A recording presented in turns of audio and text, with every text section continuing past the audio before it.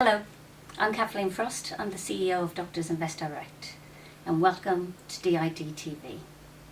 I'm here to cover a number of topical issues, and to help us understand their implications, I'm joined by Keith Taylor, my business partner and founder of Doctors Invest Direct. Welcome. Hi Kathleen. Keith, you've been helping doctors and dentists understand the ins and outs of the NHS pension scheme for over 30 years. From your perspective, what are the main topical issues of concern? Well, there are three big issues. The first issue is the ongoing choice exercise, where doctors and dentists have to make big decisions about the future NHSPS benefits. Overlying that is the Hutton report that was just recently published and given to government to consider, which will have serious long-term and long-reaching implications. And on top of all of that, we have changes in pension legislation that are effective from April this year, and also more changes effective from April next year. The choice exercise is all about doctors and dentists having to make a decision around whether they stay in their existing version of their scheme, which is called the 1995 section, or elect to join a 2008 section of the NHS pension scheme. And depending which scheme members want to be in has again quite an impact on the level of benefits they'll receive in the future. Essentially, the existing scheme has age 60 as a normal retirement age, and the new 2008 scheme has age 65 as a normal retirement age. That sounds quite straightforward, Keith, but are there any more specific points that is important for you to convey? Yes, there are some quite detailed aspects to this, but to try to sort of sum up the main ones, I think if people are likely to leave the NHS employ or wish to retire before the age of 60, they would need to think very carefully whether it would be wise to join the new version of the scheme. Equally, if people plan to retire around the age of 60, again, the new scheme may not be the best option for the time being. But equally, if somebody was planning to carry on working for the long term and certainly have no plan to retire any earlier than 65 or even later, then there's much to be gained from joining the new 2008 version of the scheme. That is quite simplistic, and there's quite a few additional facets to the whole thing.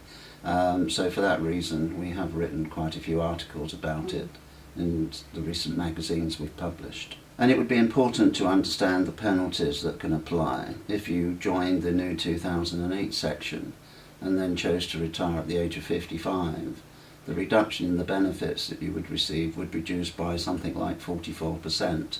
And even at age 60, the reduction in benefits is something in the order of 24%. So one needs to be very mindful of these percentages when looking into the decision making. You mentioned the Hutton report. Why has this come about?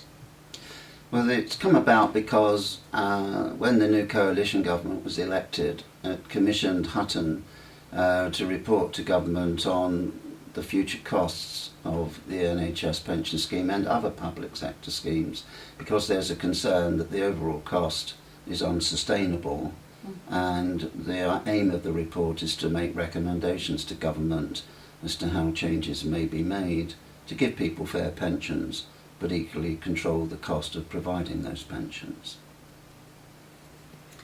What has the Hutton recommended to government?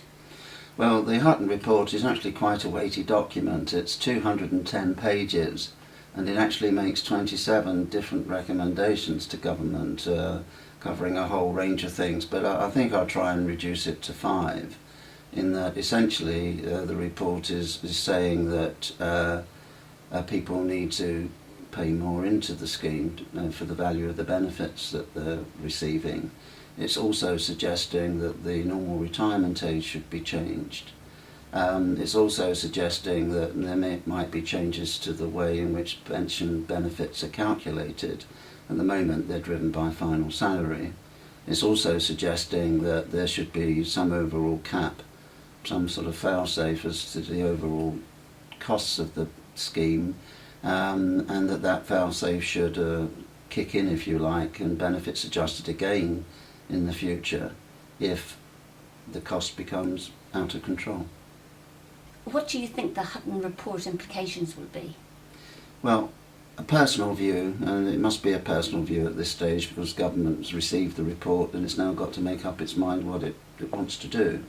But I think we'll see next year the amount of contributions that doctors and dentists that they will be asked to pay will increase. If people are earning 110,000 a year, they're already paying in something like 8.5%. I wouldn't be surprised if that went up to 11.5% or more. And as I say, I think we can see that from next year, possibly. The Hutton is also suggesting making the normal retirement age 65 for all members of the NHS pension scheme. And it's also suggesting that something called career average earnings replace the definition of final salary, which will also have some far-reaching consequences. Hutton is recommending to government that they make all these changes before 2015, but 2015 is going to be an election year, and I think it'd be a very brave government that will make some far-reaching changes in a year before they're asking the population to re-elect them again. So I wouldn't be surprised if actually any changes are made a bit earlier than by 2015, and perhaps more by 2013. What should a doctor do about it? Well, I would say the first thing is don't panic.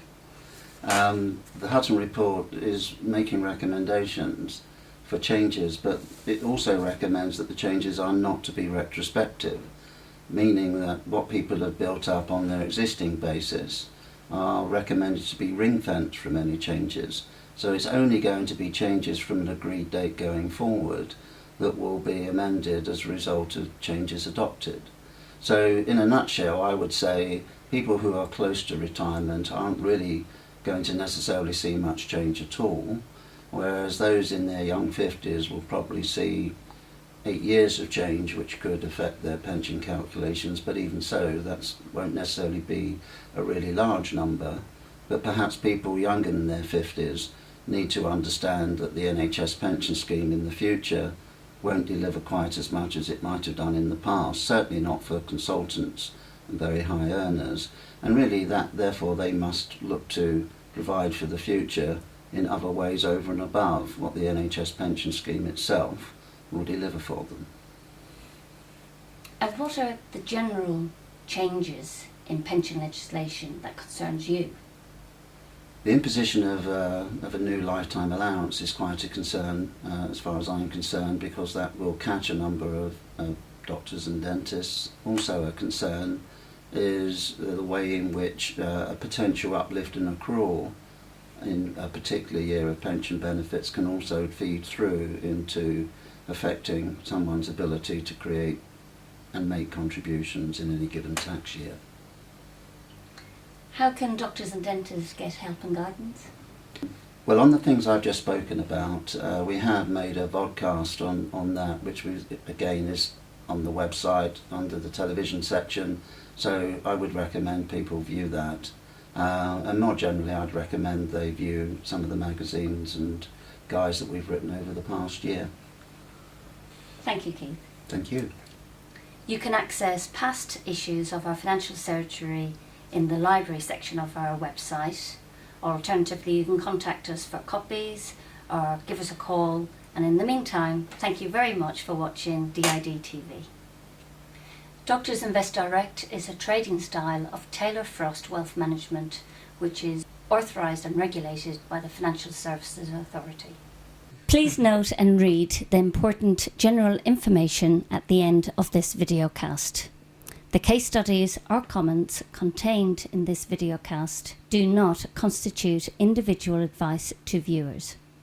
Viewers should ask for personal advice before acting on any of the case studies or comments contained in this videocast. We are happy to provide such advice.